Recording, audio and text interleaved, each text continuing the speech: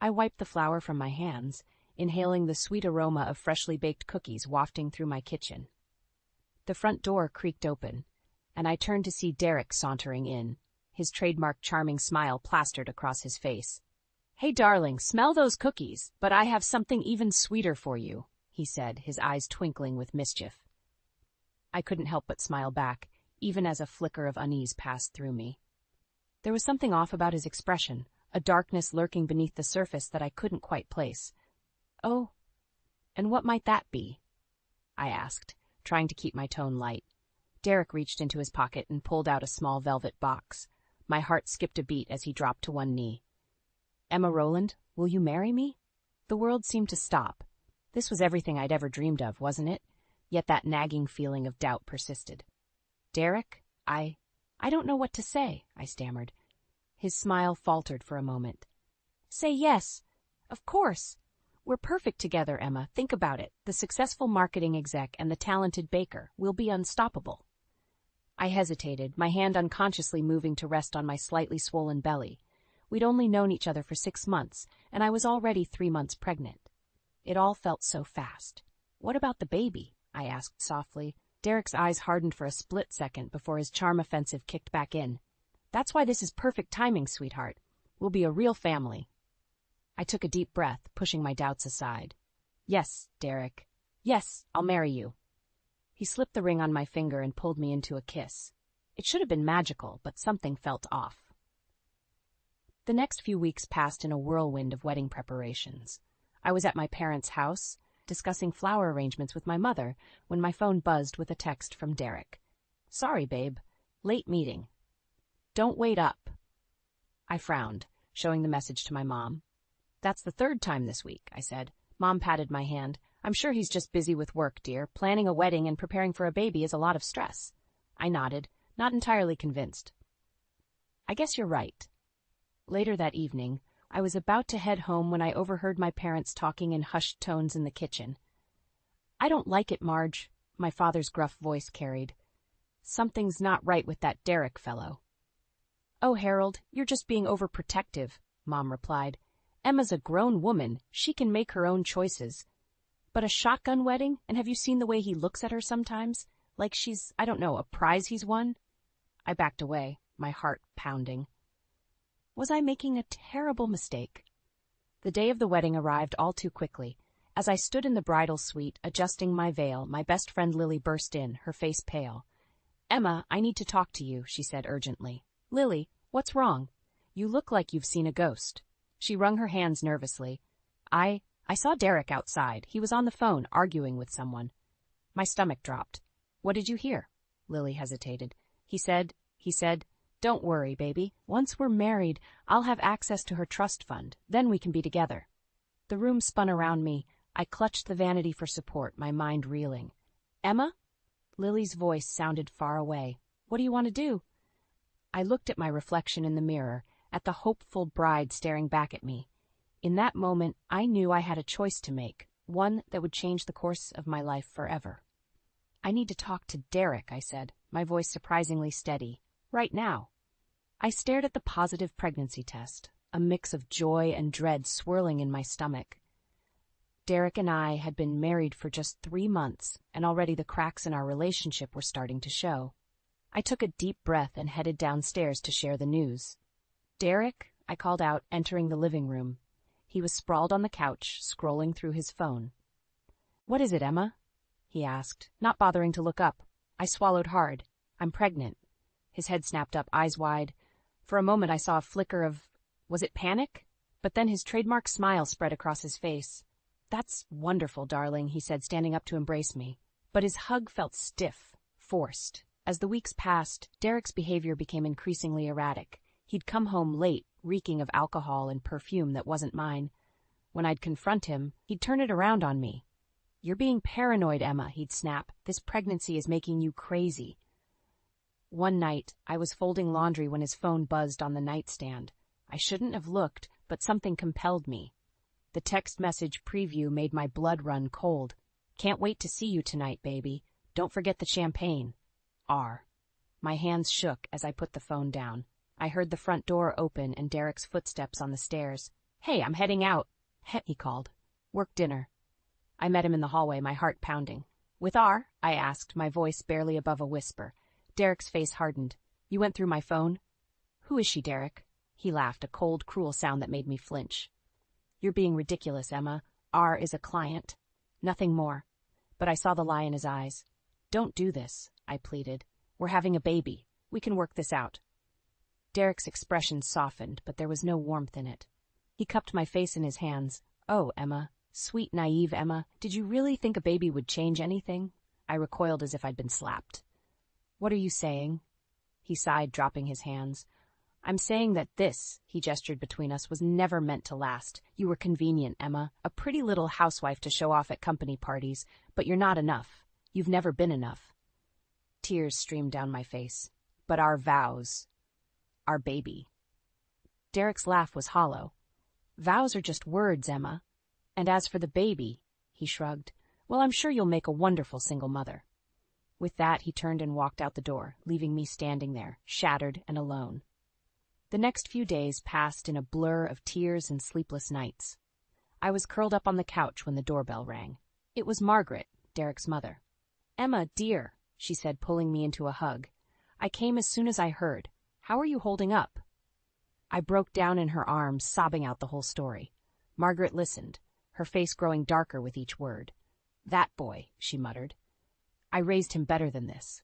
As we sat talking, my phone buzzed. It was a text from an unknown number.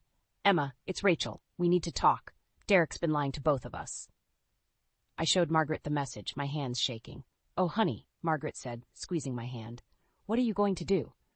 I took a deep breath, feeling a spark of determination ignite within me.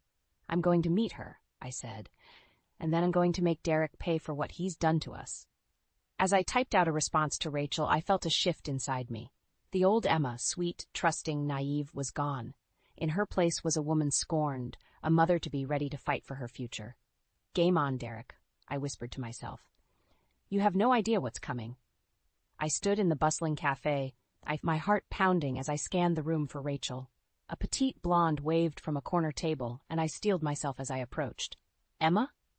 she asked, her voice trembling slightly. I nodded, sliding into the seat across from her. "Rachel, I presume?" She looked nothing like I'd imagined. Young, yes, but with a vulnerability in her eyes that caught me off guard. "I'm so sorry," Rachel blurted out. "I had no idea Derek was married. He told me you two were separated." I felt a familiar ache in my chest. "How long?" I managed to ask. 6 months, she whispered. "But last week I saw his wedding ring. When I confronted him, he laughed it off, said it didn't mean anything. Just anger flared inside me. That sounds like Derek." Rachel's eyes widened. "There's more. I think he's been stealing from the company. I saw some suspicious transfers on his laptop."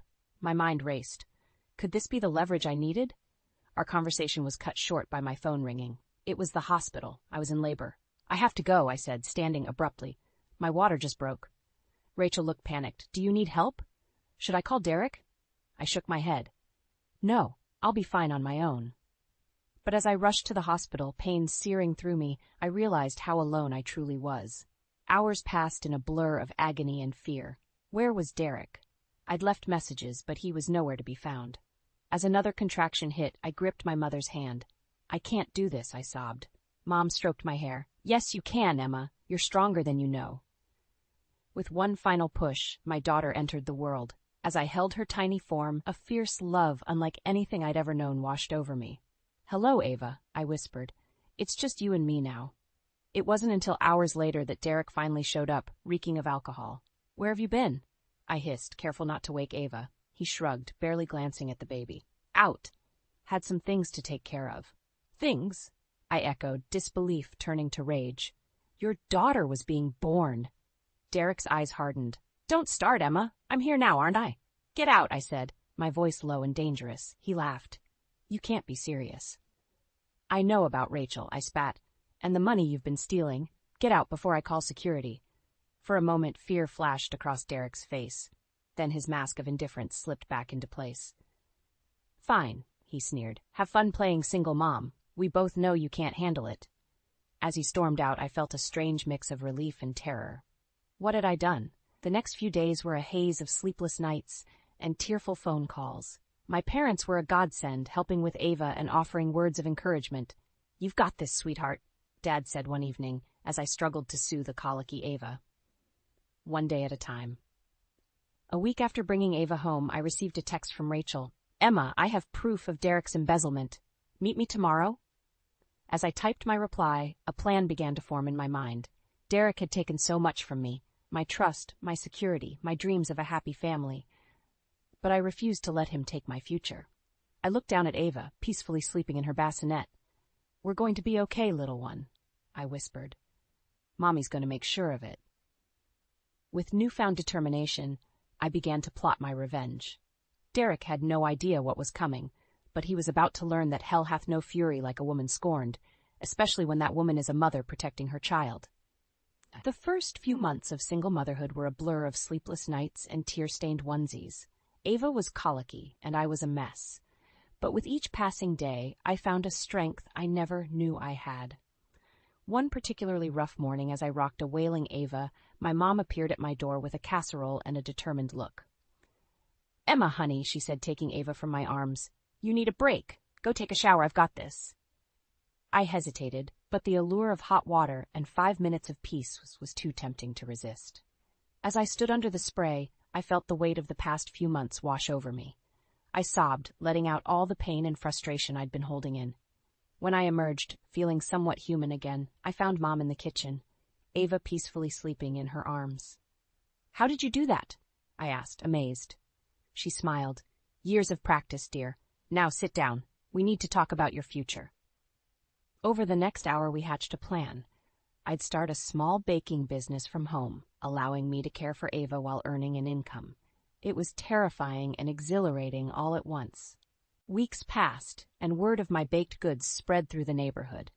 I was exhausted but fulfilled, finally feeling like I was regaining control of my life. Then, on a crisp autumn morning, everything changed. I was elbow-deep in cookie dough when there was a knock at the door. I opened it to find Derek standing there, looking haggard but still infuriatingly handsome. "What are you doing here?" I asked, my voice cold. He ran a hand through his hair. I need your help, Emma. I've lost everything. My job, my apartment. Rachel left me." I felt a twisted sense of satisfaction, quickly followed by anger. "And that's my problem because I'm still Ava's father," he said, his eyes pleading. "I want to make things right, for her." I was about to slam the door in his face when Ava toddled into view. "Dada?" she said, her little face lighting up.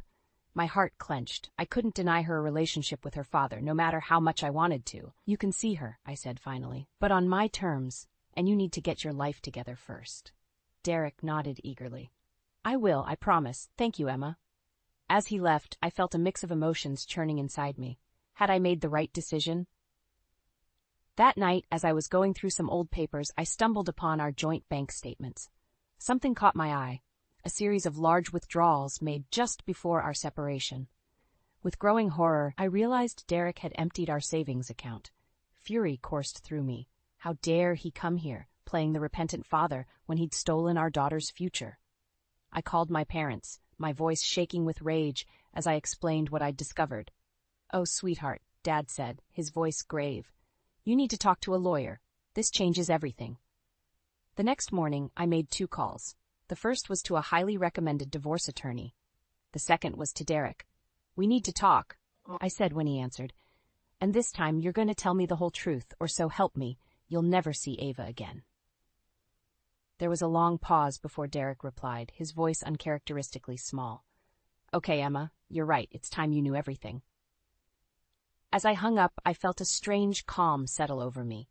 This was it, the moment that would define our future. I looked at Ava, playing happily with her blocks, blissfully unaware of the storm brewing. "It's going to be okay, baby girl," I whispered, more to myself than to her. "Mommy's going to make sure of it." With renewed determination, I began to prepare for the battle ahead. Derek had no idea what was coming, but I was ready. It was time to fight for the future Ava and I deserved. The aroma of freshly baked cinnamon rolls filled the air as I put the finishing touches on Ava's birthday cake. 5 years had passed since that fateful day when Derek walked out on us, and life had taken unexpected turns. "Mommy, is it time yet?" Ava's excited voice called from the living room. I smiled, my heart swelling with love. "Almost, sweetie. Why don't you help Grandma set the table?" As I watched Ava skip off, I marveled at how far we'd come. My little home bakery had flourished thanks to word of mouth and a loyal customer base. It wasn't always easy, but we were making it work. The doorbell rang, and I wiped my hands on my apron before answering. To my surprise, it wasn't a guest for Ava's party, but a smartly dressed woman I didn't recognize. "Emma Rowland?" she asked, her tone professional. I nodded, a knot forming in my stomach. "I'm Olivia Chen from Le Petit Gâteau. We've heard great things about your baking, and we'd like to offer you a position as our new pastry chef." My jaw dropped. Le Petit Gâteau was one of the most prestigious restaurants in the city. This was the opportunity of a lifetime. I'm flattered," I stammered. "But I have a daughter to consider and my home business." Olivia smiled warmly. "We understand. The position comes with flexible hours and a substantial salary increase. Why don't you come by tomorrow for a trial run?" As she left, my mind was reeling. This could change everything for Ava and me. But could I really balance it all? The party was a whirlwind of laughter and sugar-fueled excitement. As I watched Ava blow out her candles, I made a silent wish for guidance. The next day, I dropped Ava off at school and headed to Le Petit Gâteau, my stomach in knots. The kitchen was a hive of activity, and I threw myself into the work, losing track of time as I created delicate pastries and intricate desserts. It wasn't until I glanced at the clock that I realized with horror that I was late picking up Ava. I rushed out, apologizing profusely to the head chef. When I arrived at the school, Ava was sitting alone on the steps, her little face tear-stained. "I'm so sorry, baby," I said, pulling her into a hug. "Mommy lost track of time." Ava's lower lip trembled. "You forgot about me?" Her words pierced my heart. "Never, sweetheart. I could never forget about you." As we drove home, I wrestled with my decision. The job was amazing, but at what cost? Just as we pulled into our driveway, my phone rang. It was Olivia, offering me the position. "We were impressed with your work today," she said. "We'd love to have you join our team." I took a deep breath, about to decline, when Ava spoke up from the back seat. "Mommy, did you make yummy cakes today?" I smiled at her through the rearview mirror. "I did, sweetie. How would you feel if Mommy made cakes at a fancy restaurant sometimes?" Ava's eyes lit up. "Can I come and taste them?" Suddenly, I saw a way forward. "Olivia," I said into the phone, "I'd love to accept, but I need to discuss some terms about my schedule." After hanging up, I turned to Ava. "How about we celebrate with some ice cream?" As we sat at the kitchen table, enjoying our sundaes, I felt a renewed sense of purpose. We could make this work. I could have my career and be there for Ava. But just as I was basking in this moment of triumph, a familiar face caught my eye through the window. Derek was walking up our driveway, looking as handsome and charming as ever. My blood ran cold. What was he doing here? And why now, when everything was finally falling into place? As the doorbell rang, I knew I had to make a decision. Face Derek and potentially disrupt the life we'd built, or pretend we weren't home and keep him out of our lives for good. Ava looked at me, curiosity in her eyes. "Mommy, who's that man?" I took a deep breath, steeling myself for what was to come. "That, sweetheart, is your father, and it's time we had a long overdue conversation." The aroma of roast turkey filled Margaret's house as I put the finishing touches on my pumpkin pie. Thanksgiving had always been a big deal in the Rowland family, but this year felt different. Tension hung in the air like a thick fog, and I couldn't shake the feeling that everything was about to change. "Emma, dear, could you help me with these plates?" Margaret called from the dining room. As I arranged the china, I caught sight of Derek through the window, pulling up in his flashy sports car. My stomach churned. It had been months since I'd last seen him, and the memory of our encounter at Le Petit Gâteau still burned. "Grandma, look, Daddy's here!" Ava squealed, running to the door. I exchanged a glance with Margaret, whose lips were pressed into a thin line. She knew as well as I did that Derek's presence would complicate things. The moment Derek walked in, the atmosphere shifted. He scooped Ava up, showering her with kisses and presents, while barely acknowledging me or his mother. As we gathered around the table, I could feel the weight of unspoken words pressing down on us. Margaret cleared her throat, her voice strained as she asked us to join hands for grace. That's when I saw a flash of red on Derek's collar. Lipstick. My heart raced as I remembered Rachel, the young woman I'd seen him with at the restaurant. Throughout the meal, Derek regaled everyone with tales of his business successes, carefully omitting any mention of his personal life. But I couldn't stay silent any longer. The truth was clawing its way up my throat, demanding to be heard. "So, Derek," I said, my voice steadier than I felt, "how's Rachel doing these days?" The table fell silent. Derek's fork clattered against his plate. I don't know what you're talking about," he stammered, but the panic in his eyes told a different story. "Oh, I think you do," I pressed on, fueled by years of pent-up anger. "I saw you with her at Le Petit Gâteau. You looked quite cozy." Margaret gasped, her eyes darting between Derek and me. "Son, what is she talking about?" And just like that, the dam broke. Words poured out of me, every lie, every betrayal, every moment of heartache Derek had caused over the years. I told them about the affair, the stolen money, the broken promises. Derek's face contorted with rage. "You don't know what you're talking about," he shouted, slamming his fist on the table. "I've always provided for Ava." "Provided?" I laughed bitterly. "You mean the child support checks that bounce half the time? Or the promises to show up that you never keep?" Margaret's face had gone pale. "Derek, is this true? Have you been lying to all of us?" For a moment I saw a flicker of shame cross Derek's face, but it was quickly replaced by his usual charm offensive. "Mom, you know me," he said, reaching for Margaret's hand. "Emma's just bitter. She's always been jealous of my success." But Margaret pulled away, her eyes filled with a mixture of hurt and disappointment.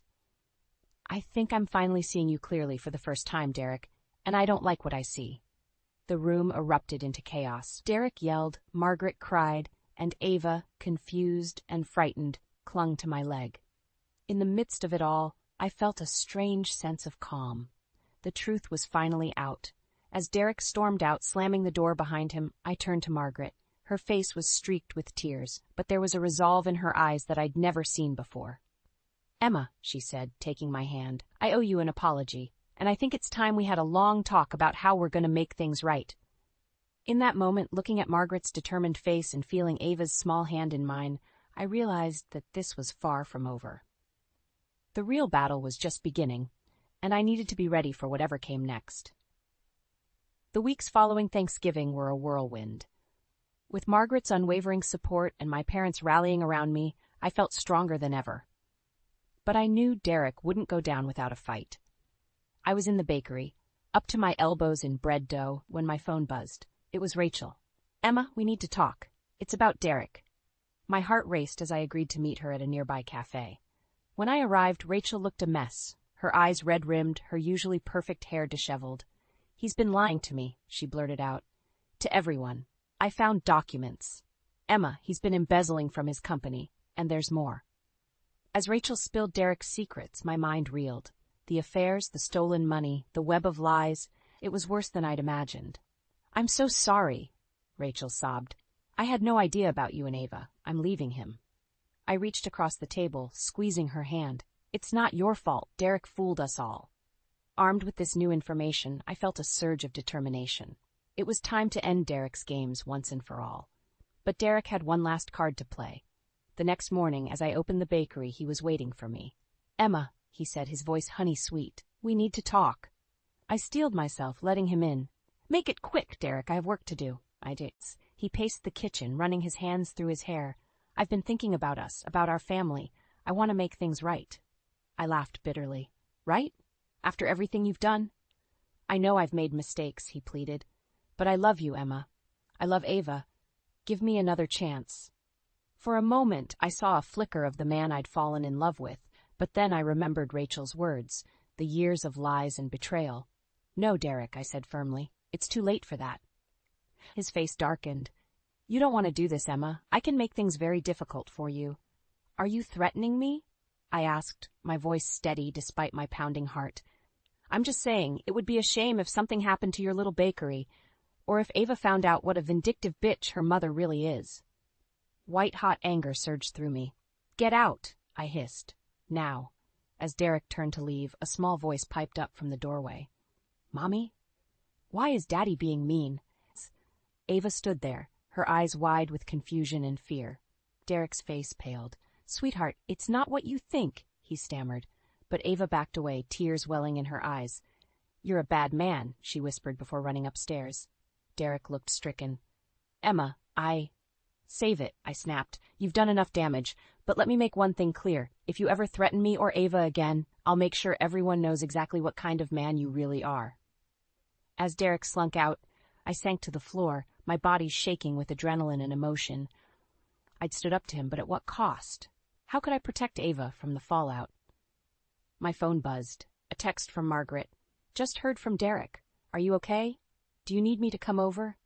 I was about to reply when I noticed something odd. The safe where I kept the bakery's cash was ajar. With trembling hands I opened it, my heart sinking as I realized the truth. It was empty. Every last dollar gone. In that moment, as I stared at the bare safe, Ava's sobs echoing from upstairs, I felt the weight of everything crashing down on me. How could I have been so blind? So trusting? But as I clenched my fists, a new resolve hardened within me. This wasn't over. Not by a long shot. Derek had taken my money, threatened my daughter, and tried to manipulate me one last time. Now, it was my turn to fight back, and this time, I wouldn't stop until justice was served. The morning sun streamed through the bakery windows as I surveyed the empty shelves. Derek's theft had left me with nothing, but I refused to let it break me. I had one last card to play. "Are you sure about this, Emma?" Margaret asked, her voice laced with concern. I nodded, my jaw set with determination. It's time Derek faced the consequences of his actions. With trembling fingers, I dialed the number Rachel had given me. "Hello? This is Emma Rowland. I have information about Derek Rowland's embezzlement scheme." The next few hours were a whirlwind. Police officers swarmed the bakery, taking statements and collecting evidence. As I watched Derek being led away in handcuffs, a mix of emotions washed over me. Relief, sadness, and a glimmer of hope for the future. Weeks passed, and slowly, life began to take on a new rhythm. The community rallied around me, offering support and encouragement. Margaret, bless her heart, had set up a GoFundMe to help me rebuild the bakery. One particularly busy morning, as I juggled trays of fresh croissants, the bell above the door chimed. I looked up to see a tall, distinguished man with kind eyes. "Emma Rowland?" he asked, smiling warmly. "I'm Robert Weinstein. I heard about your situation and I'd like to help."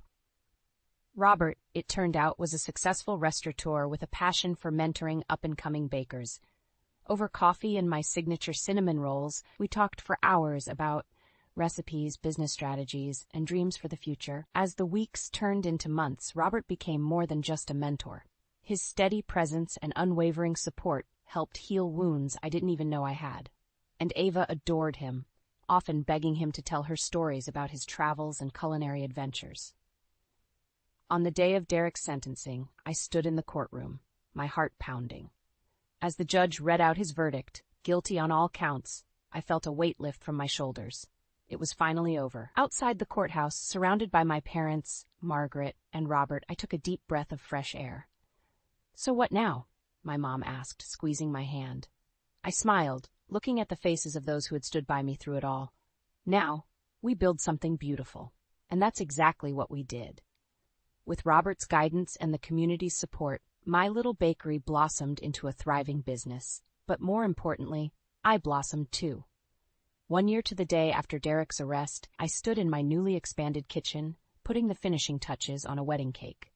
As I piped delicate sugar flowers, I caught sight of my reflection in the polished steel countertop. The woman staring back at me was stronger, wiser, and happier than I'd ever been. "Mommy, look!"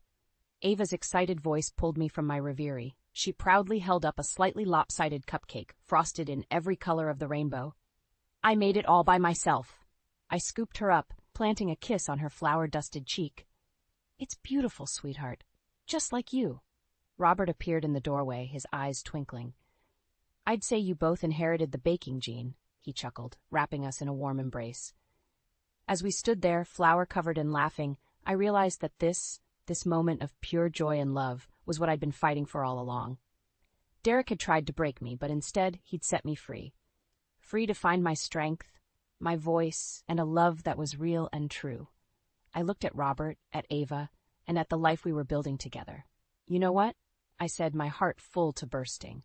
"I think it's time for a celebration. Who wants to help me bake a new beginnings cake?" As Ava cheered and Robert rolled up his sleeves, I felt a sense of peace wash over me. The road had been long and painful, but it had led me here, to a place of love, strength, and endless possibilities. And for that, I was grateful. Life, I realized, was a lot like baking. Sometimes you had to endure the heat to create something truly sweet. And this was the sweetest victory of all.